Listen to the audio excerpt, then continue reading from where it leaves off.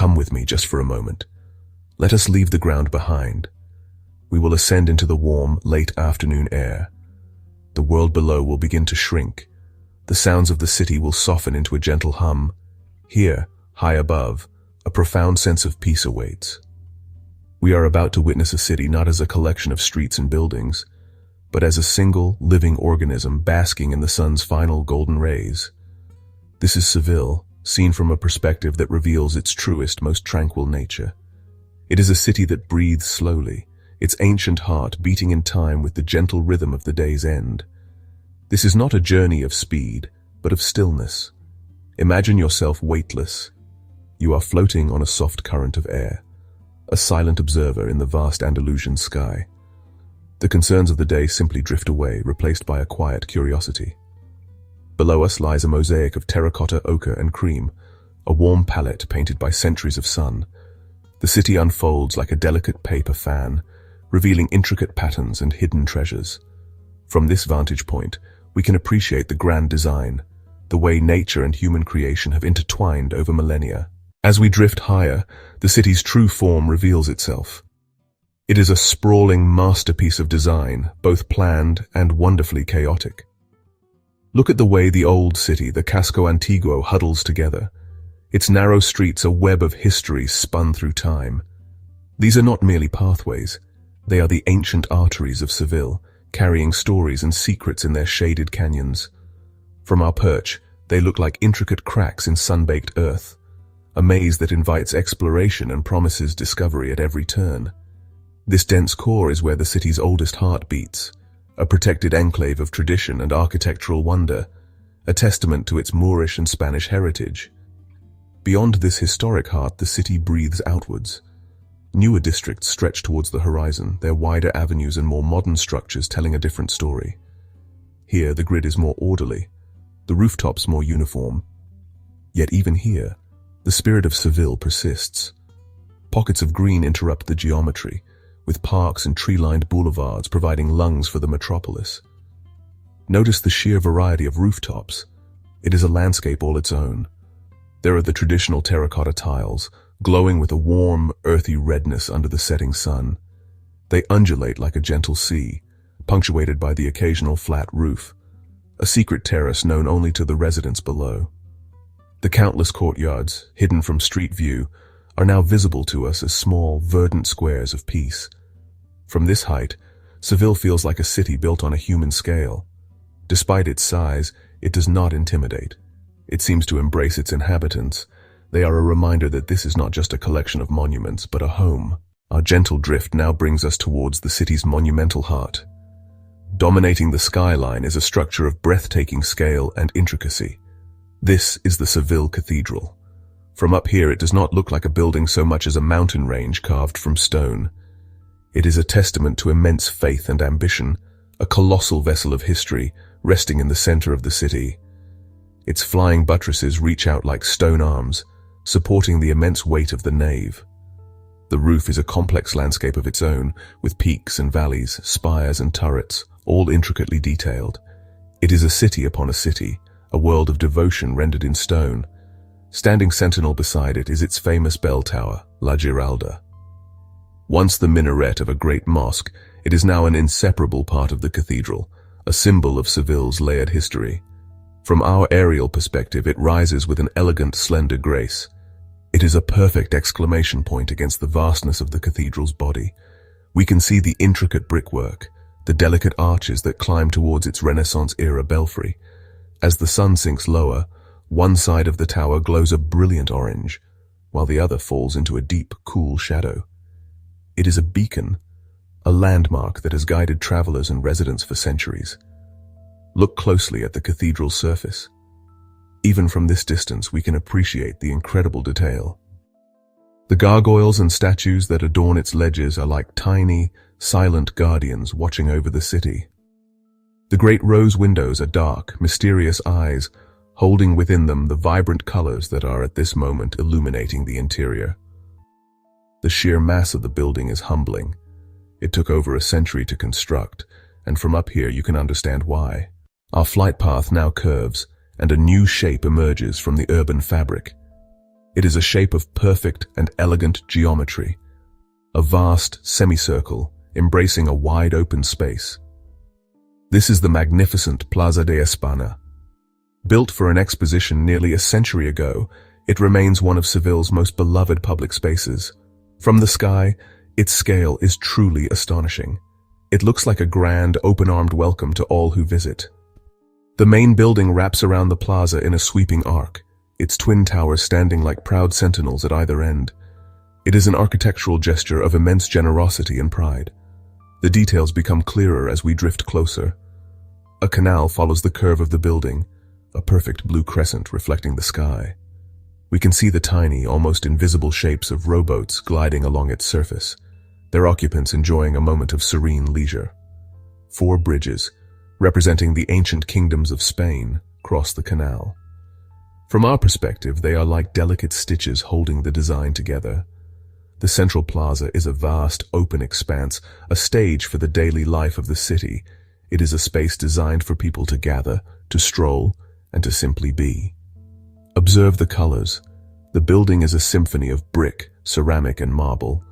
The vibrant tiled alcoves at the base of the building, each one representing a different province of Spain, are like jewels set into the structure's facade.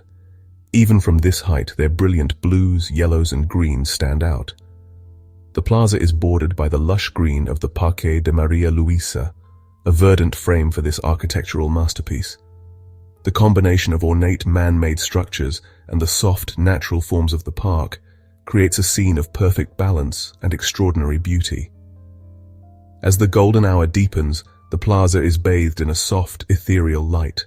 Just a stone's throw from the great cathedral, we find a very different kind of wonder. It is not a single, monolithic structure, but a sprawling, complex tapestry of buildings, courtyards, and gardens. This is the real Alcazar, the royal palace of Seville. For centuries, this has been a place of power, intrigue, and, well, exquisite beauty. From the air, it reveals itself not all at once, but as a series of interconnected spaces, a puzzle box of history waiting to be explored. We see tiled roofs, fortified walls, and most captivatingly, a series of magnificent gardens that form a green oasis in the heart of the city. The gardens are a masterpiece of design. They are a mosaic of different styles, reflecting the palace's long and varied history. We can see the formal geometric patterns of the Moorish gardens, with their straight pathways, rectangular pools, and carefully placed fountains. These are spaces designed for quiet contemplation where the sound of water is a constant, soothing presence. Then we see the more romantic, lush gardens of the Renaissance with their hidden grottos, tall palm trees, and vibrant flower beds. It is a living museum of landscape architecture, a paradise hidden behind ancient walls. Look at the way the light filters through the dense canopy of trees. It dapples the pathways and pools below, creating a shifting pattern of light and shadow. We can see the deep green of the cypress trees, the silvery leaves of the olive groves, and the bright, explosive color of bougainvillea cascading over a wall. The gardens are alive. Even from this height, one can almost smell the scent of orange blossoms and jasmine hanging in the warm air. We catch glimpses of magnificent courtyards, like the famous Patio de las Doncellas, with its central reflecting pool mirroring the sky. Now our gentle journey takes us west, towards the great artery that gives Seville its lifeblood, the Guadalquivir River. From our aerial perch, it is a broad, majestic serpent of water, winding its way slowly through the city. In the fading light of the day, its surface is no longer blue, but has transformed into a ribbon of liquid gold. It catches the last rays of the sun and reflects them with a dazzling brilliance. The river has been the source of Seville's wealth and its connection to the wider world for millennia, and from up here, its importance is clear. It is the city's soul. Along its banks, a vibrant life unfolds. We can see the long green stretches of parkland where people are walking, cycling, and relaxing. The river is a magnet for leisure and recreation. On the western bank in the Triana district, the colorful facades of the buildings on Calle Betis create a vibrant, cheerful waterfront. On the eastern bank, we see the imposing form of the Torre del Oro, the Tower of Gold. Once part of the city's medieval fortifications, It now stands as a lonely, beautiful sentinel, its golden reflection shimmering on the water's surface below. Look at the bridges that span the river. Each one has its own distinct character.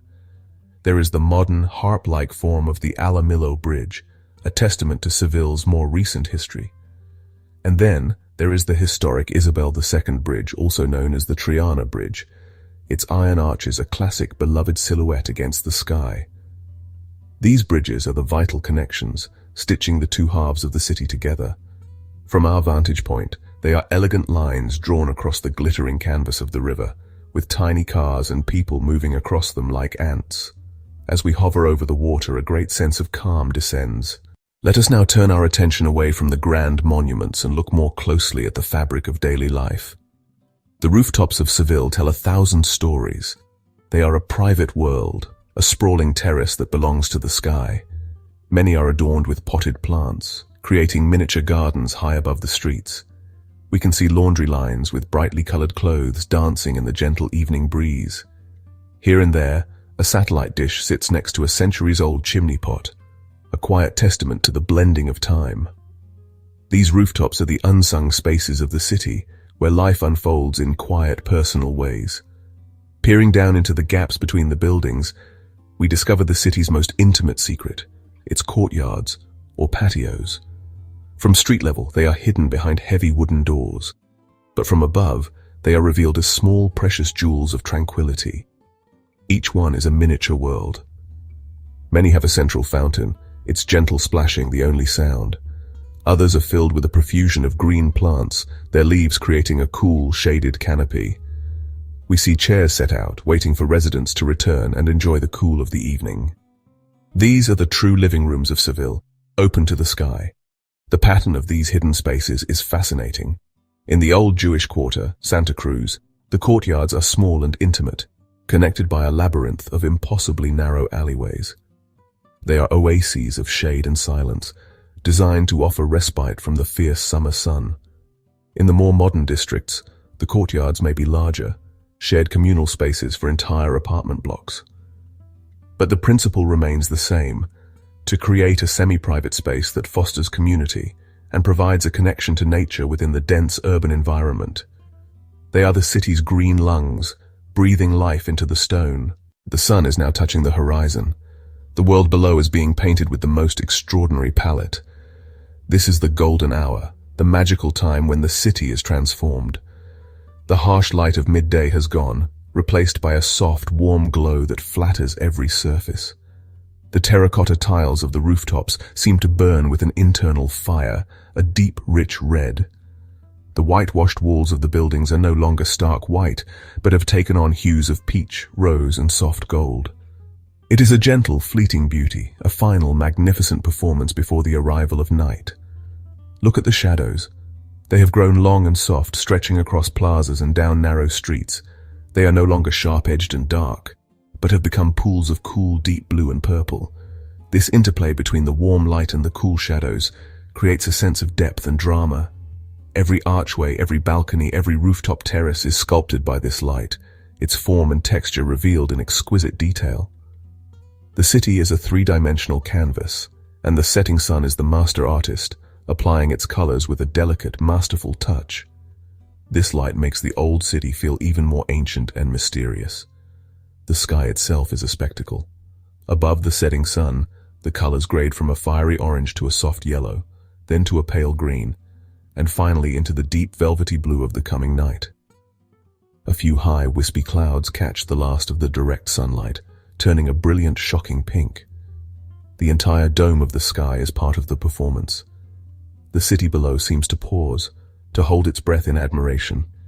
This is a daily ritual, a natural event of immense beauty that the people of Seville have witnessed for thousands of years. Our 10 minutes in the sky are drawing to a close. We begin our slow, gentle descent, spiraling back towards the earth. The city grows larger once more. The details we observed from on high become clearer, more defined. The hum of life below grows into a recognizable symphony of sounds.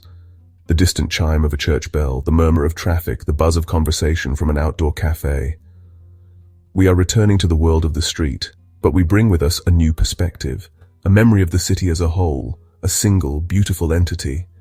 The warmth of the evening air still surrounds us. The memory of the golden light remains vivid in our minds. The image of the Guadalquivir as a glittering ribbon, the cathedral as a stone mountain, and the plazas as grand stages will stay with us. This aerial view has given us a gift, a sense of the city's logic, its harmony, and its soul. We have seen how the ancient and the modern, the natural and the man-made, all fit together to create a place of unique and enduring charm. This perspective fosters a deep appreciation for the vision and history that have shaped Seville. The beauty of a city like Seville is not just in its individual landmarks, but in how they connect to one another. From the sky, we saw these connections clearly. We saw the threads of the streets weaving everything together, the green spaces breathing life into the stone, and the river providing a constant, flowing presence. We saw it not as a list of places to visit, but as a living, breathing community. It is a reminder that the whole is truly greater than the sum of its parts. The quiet majesty we witnessed from above will inform our experience on the ground. As our feet touch the earth again, we carry the tranquility of the sky with us. The world may seem a little slower, a little more beautiful. The memory of our flight provides a lasting sense of calm. To see a place from above is to understand it in a new way, to appreciate its grand design and its intimate details simultaneously. Seville, from the sky, is a poem written in light, stone, and water. And for a brief, wonderful 10 minutes, we were privileged to read its verses. The peace we found up there remains within us, a gentle echo of our time spent floating over this remarkable city.